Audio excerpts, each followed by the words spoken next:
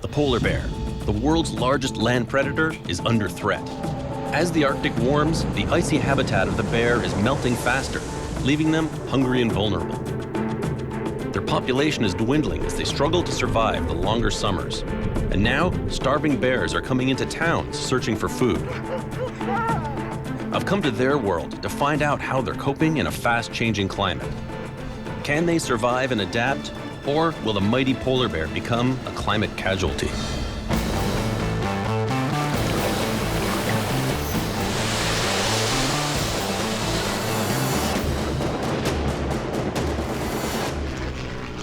I'm heading to Canada's far north, to the timberline, where trees give way to Arctic tundra and the view of the northern lights is at its most spectacular.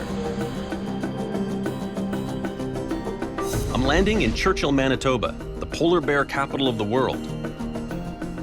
It's summertime here, and Arctic fox and snow geese can be seen in the rugged wilderness that's all around. Right off the coast, hundreds of beluga whales are gathering to feed and give birth to their young.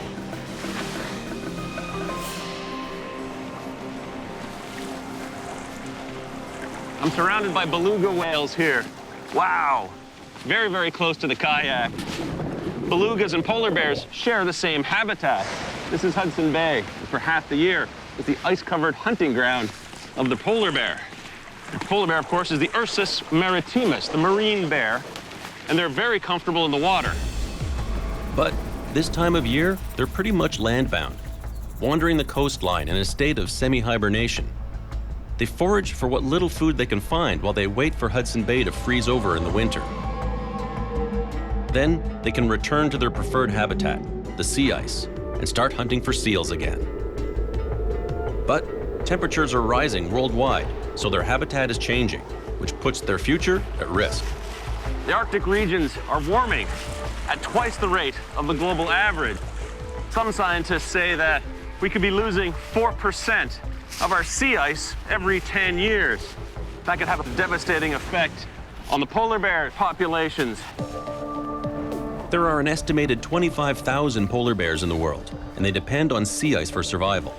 They're the most majestic animal in the Arctic, and they've evolved over a long period of time from grizzly bears to take advantage of the special and unique habitat of sea ice. It's a rich hunting ground for the bears.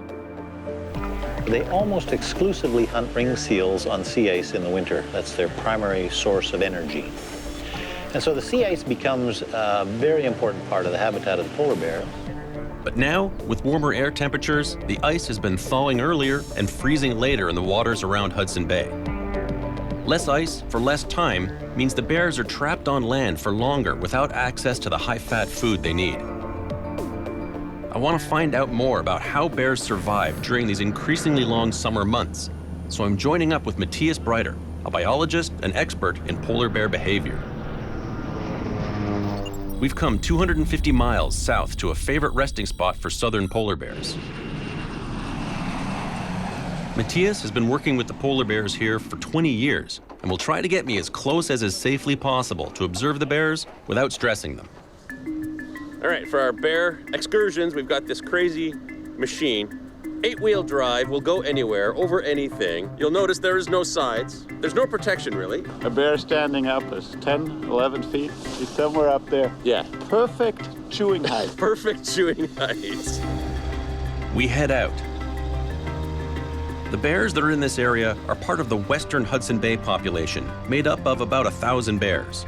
Their habitat covers around 1,000 square miles. It's not long before a bear comes into view. We've spotted a bear. It's over by the river. It's moving this way, so we're gonna go out ahead of the bear, turn off the vehicles, get out on the ground. Hopefully, the bear will come to us. So how far will they go inland? Juvenile males, 300 kilometers easily. Males, when they reach sexual maturity, they look for new places. When you're young, you test a lot of things, and mostly you screw up. But occasionally you get lucky. That sounds like my teenage years. Now, one of your specialties is getting up close to bears in the wild on foot. Some people think you're crazy. They are the largest land carnivore on Earth. The thing is that people generally are interpreting curiosity as aggression. And then if you behave wrong, you can actually turn a purely curious approach into a very dangerous encounter. With the bear in sight, we make our way towards it on foot. It's on the move. We need to play it safe for our sake, but also, we don't want to disturb the bear. Matthias, do you think it's male or female? I think it's a male, probably 800-pound bear. As well as observing them, I want to see what the bears are feeding on during these extended warmer months to get a sense of how the loss of sea ice is affecting their health. Polar bears spend about 4 months living on land.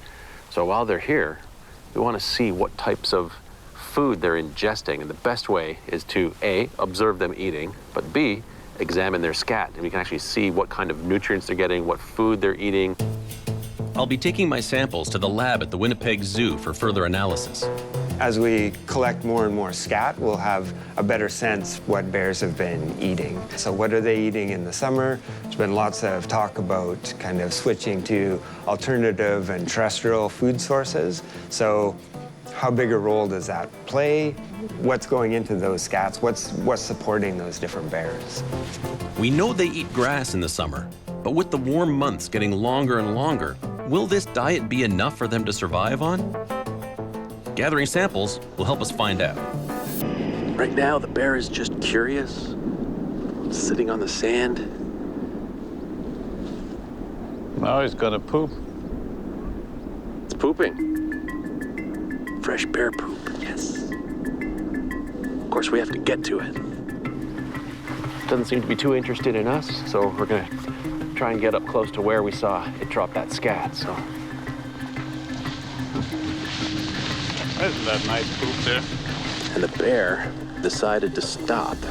The bear is quite close, but as long as we don't do anything to alarm him, he should be okay. Just in case, I've got my bear banger here. Shoots off a flare. Hopefully, won't need it. This bear is too close for us to safely collect the sample right now, and it looks like it's got no plans on leaving anytime soon. There's no reason to run off. Running off takes a lot of energy. You don't want to stress them. They don't have energy to waste at this time of the year. We decide to wait it out. So the whole life of a polar bear is totally retention of energy. What's the lean times for them right now? They're very lean time. They need to conserve their energy because, for the most part, they're living off their own fat reserves stored up from last season's hunt. Should I be worried that I have a seal blubber energy bar in my pocket right now? Well, I'm 100% convinced you have any seal blubber, anything, this bear would be run over here. It's like ringing the dinner bell. As their fat reserves run low, the question now becomes, can the Hudson Bay Polar Bear adapt to survive? These scat samples will provide invaluable information, but this bear isn't making it easy. He's just hanging out. One thing I can do is mark this location on my GPS, and we could always come back and grab the sample. Sometimes we have limited options. So I'll just give this point a name, location. Okay, bear poop 01. We move on to look for more bears. We spot two near the vehicles. They both look very big, healthy. They look healthy. It's early in the season, so they would have just come off the ice not that long ago, so they probably still have a belly full of... They have probably been feeding reasonably well until about a month ago. Now they lose 2 pounds a day in weight. We can try to get ahead, but if he keeps on following her, they'll just... Yeah, I think they're gone. We go east. Slow down, slow down. Look at those claw marks. That's so big. They cannot retract their claws. No, they cannot. They're permanent. They're always out. Very cool. Let's follow them. All right. We follow the tracks and are led to a big male polar bear. Oh, here he goes. There he gets He's up. getting up. But this encounter soon gets a little too close for comfort. Okay. Hey, Dad. I'm in northern Canada, in polar bear country. I need to collect scat samples to gauge the impact of climate change on the bear's diet. But if I disturb this one, I could be in trouble. Matthias, do you think it's male or female? A large male in its prime. We watch the bear as it rests for more than an hour. He seems a little more active now than he was a couple of minutes ago. Yeah. That's 3 yawns now. Can be slightly nervous yawn. That can mean that he is going to get up and approach us a bit. So what do we do if he does get up and start approaching us? We'll do a few steps towards him. If we back up, he'll just come faster. Right. Polar bears can run up to about 40 kilometers per hour, but only in short bursts. So if that bear really wanted to run, it could be here in the blink of an eye. I want him to relax back down. And there he gets up. He's getting up. This 900-pound bear is a ferocious predator. It's nerve-wracking being this close. A little bit of displacement behavior. So he's just chewing on the grass right now. It's like if there's something you want to do, but you don't really dare. And so you jump to another behavior. He was just sort of thinking about us. He's hesitating. You don't want to create fear. Fear can result in aggression. Now he's lying back down. So if I were to suddenly start running away from him. In all likelihood, he'll run after you. You think so, huh? 95%. Really? Oh, here he goes. Okay. If he gets off the grass, we have to make a step towards him. Walking towards a polar bear goes against every instinct. Come on. No. If we're wrong, we could be killed. He'll try to come again. So just look big. Yeah, when he tries to hook in, I make a little step towards him. You kind of want to keep the pressure a little bit on him. Now he tries to hook again a little bit, I put a little pressure on him. That's amazing. You want to be dominant. Any kind of movement towards another bear is always dominance behavior. I'm steering him away. And now he's made up his mind. He's gone. He's gone, without creating stress. My heart was racing. You've done this hundreds of times before, but I've never actively moved towards a polar bear that is coming towards me. And the male one. A big male, yeah. I mean, if you understand a little bit how bears interact with other bears, they're reasonably predictable. People just do not read their language right. With that crisis averted, we go back to collect the first scat sample. It's not just the bears of Hudson Bay that are seeing deteriorating ice conditions. It's a problem all over the Arctic. The minimum sea ice recorded in 2015 was 1.7 million square miles, about 40% less than the previous 30-year average. The global temperature that we've seen of the planet, the rise of global temperature, is about 0.7 degrees Celsius. In the Arctic, it's about 2.5 to 3 times that. And the reason for that is when you cover that surface with this white sea ice, you're reflecting all that energy from the sun back to space, so it keeps it cool. Open it up, that energy goes into the surface of the ocean and it warms things up. That's a big change. The loss of sea ice would cause a major break in the chain of life in the Arctic. Sea ice is an integral part of the Arctic food web, providing habitat for microorganisms like ice algae and zooplankton. Algae attaches to the bottom of the ice and becomes food for fish and marine mammals. Those fish sustain seals, and seals sustain polar bears. Polar bears are at the top of the food chain, but scientists are predicting that the Hudson Bay population could disappear by 2050.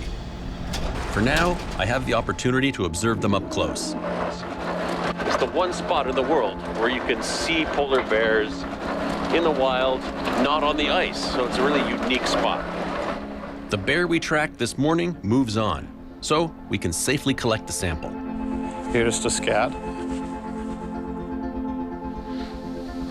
Was able to get the sample and out of there perfectly safely without disturbing the bear, really. Specimen bag. Until we get it to the zoo lab. Perfect.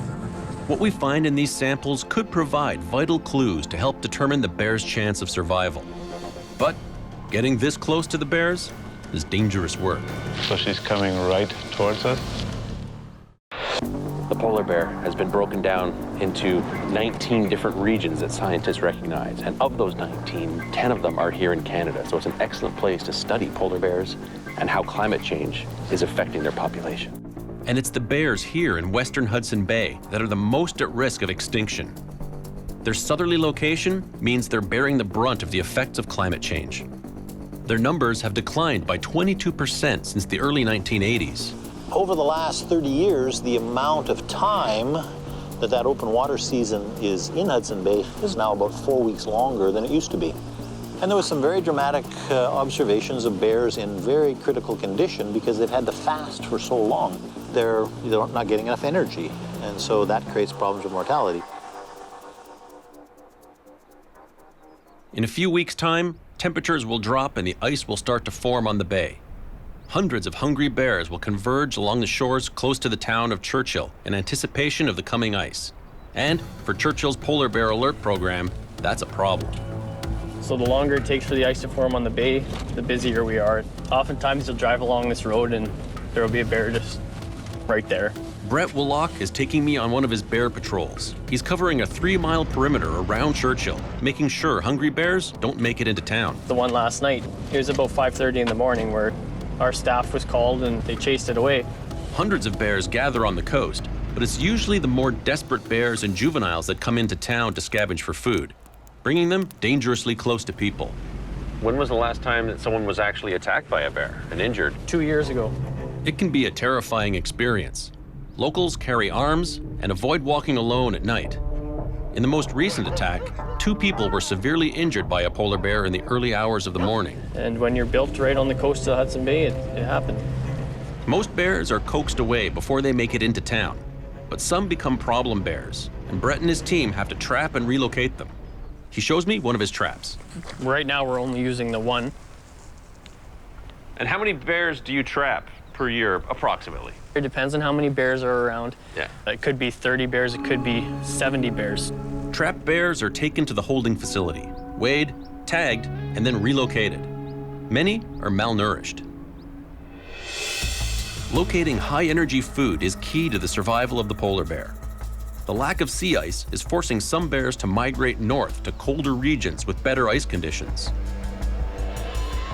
Recent DNA evidence found genes of the southern bear in the high Arctic. We can probably expect to see either loss or much lower numbers of polar bears in places like Manitoba, and then maybe higher densities of polar bears in Grise Fiord or places that are really in the high Arctic. But if polar bears can find new food sources, there may be hope for the population here. We head back out along the coast to see more bears and collect more samples. Not far down the beach, we encounter a sow and her cub. The mother and cub keep wandering sort of west along the coastline. Warmer weather for Hudson Bay has another catastrophic impact on females and their cubs.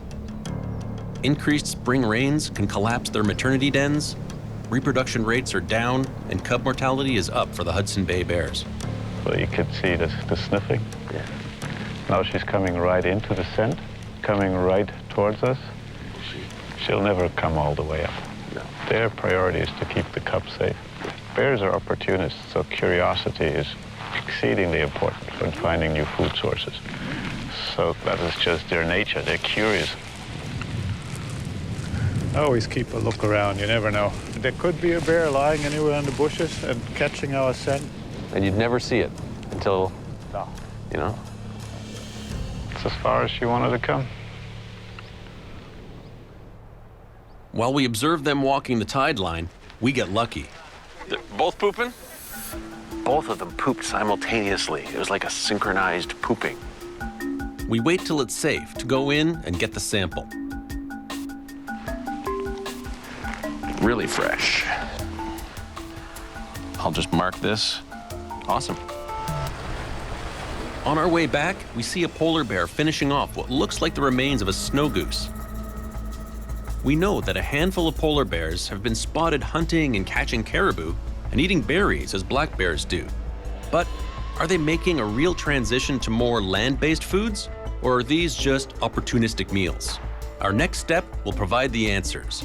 We're heading to Winnipeg to have the scat analyzed and find out if the Hudson Bay polar bears can be adapting to a swiftly warming climate. With scat samples in hand, we arrive at the lab at the zoo in Winnipeg to find out if the Hudson Bay polar bear population has a future. Let's take a look at this. We got a bunch. We pull out all the samples for Dr. Peterson and log them. Female. We'll just have to make sure that we switch gloves between samples, just in case we're going to use these for genetic analysis. He loads the first sample into the microscope. There's been lots of discussion about summer food sources, bird species and stuff, so I'm always curious to see if something like that shows up Goose as well. eggs. Yeah. He analyzes and compares each sample. Yeah, pretty consistent. I don't know. It looks much the same as the other ones. The grass, I don't see anything else in there. It's salad, which is totally not what you think of when you think of a bear. Every sample we analyzed was composed of a grass called sedges. The grass gives them liquid, but no nutrients. The longer they eat grass, the more their body condition deteriorates. So the idea that polar bears will be able to adapt to life on land without sea ice is really not practical. No, but we're not going to see all the polar bears shift over to grazing and these other food sources in a short time period. Ultimately, polar bears need to be out on the ice getting seals, and if they're not getting to it or they're getting to it for fewer weeks or fewer months, it's going to have big, population level impacts. Without the ability to adapt to new food, the future for many polar bears is looking bleak. At the current rate of climate change, even the most northerly sea ice will melt completely in the summer, and the polar bears will have nowhere left to go. For the first time, an animal at the very top of the food chain could be wiped out by climate change. It's up to everyone, individuals, companies, and countries, to continue to reduce the causes of climate change and save the polar bear.